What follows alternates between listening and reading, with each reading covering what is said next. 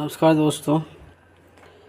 Next exercise 4.3, इसमें कुछ फार्मूले हैं, वो पहले हम फार्मूले के बारे में पढ़ लेते हैं, उसके बाद इसके एग्जांपल्स और क्वेश्चंस करेंगे।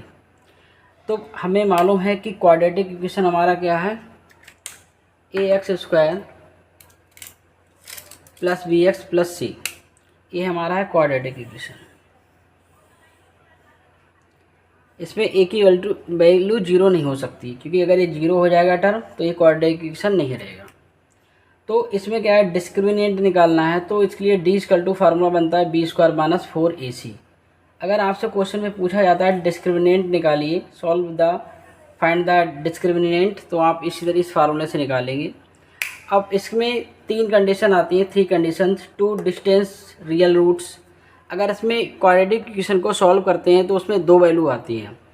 यदि 2 वैल्यू रियल होंगी तो ये पता लगाने के लिए कैसे करेंगे, b² - 4ac की वैल्यू ग्रेटर देन 0 होनी चाहिए।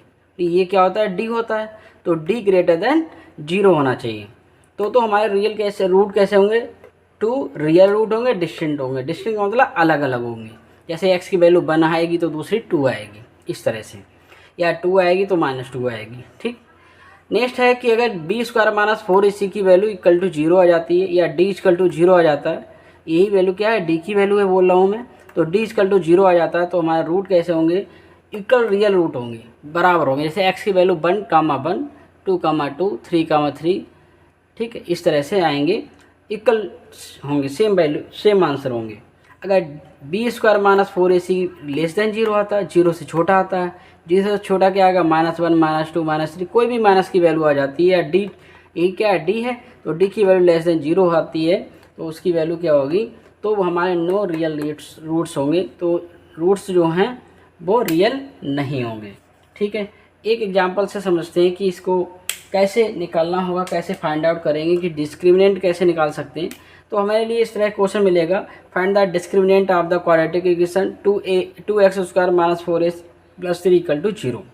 तो गिवन जो है, पहले हम वो लिख लेते हैं, given quadratic equation 2x² - 4x + 3 = 0।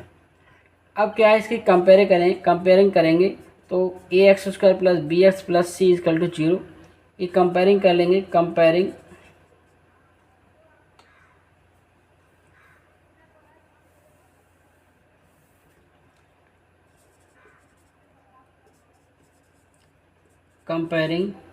With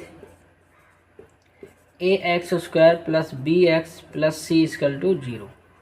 तो a = आ जाएगा, x² का कोफिशिएंट x² से कंपेयर होगा, तो x² है तो x² छोड़ दें, तो a = कितना आ गया, 2।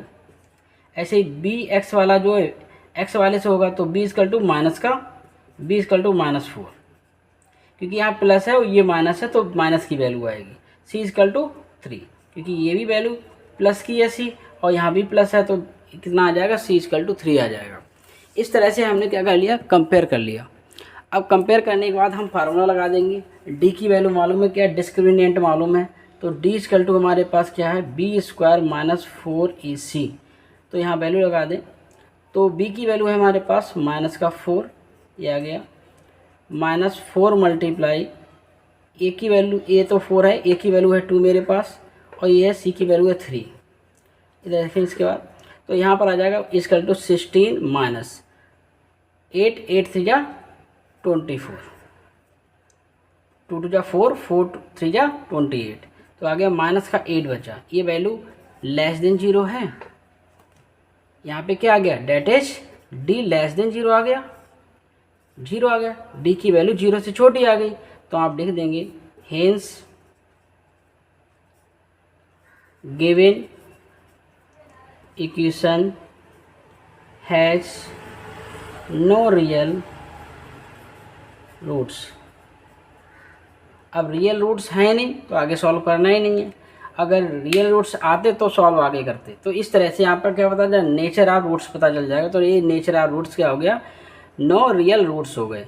तो ये हमारे क्या है, नेचर है, ये क्या है, नेचर, ये क्या है, नेचर। तो ये नेचर कैसे पता लगेंगे, जब आपको d की वैल्यू पता लगेगी वो ग्रेटर देन है कि लेस देन है। अब ग्रेटर देन कैसे पता लगी, जब आप डिस्क्रिमिनेंट का फार्मूला लगाएंगे तो आपको पता लगेगा कि ए डिस्क्रिमिनेंट नेगेटिव है, पॉजिटिव है, क्या जीरो आ रहा है। अगर जीरो आ रहा है तो इक्वल रूट्स, लेस देन आ रहा है तब नो रियल रूट्स, अगर ग्रेटर देन आ रहा है, जीरो से बड़ी वैल्यू आ रही है तो टू डिस्टिंक्ट रियल रूट्स हो जाएंगे। इस तरह से हम फार्मूलों को समझाने की कोशिश की है। हो सकता है, आई होप कि आपको ये फार्मूले समझ में आएंगे। अब नेक्स्ट क्या करेंगे, कुछ क्वेश्चंस कर लेते हैं इसमें, जिससे आपको क्लियर हो जाए कि हम क्वेश्चंस को कैसे करें।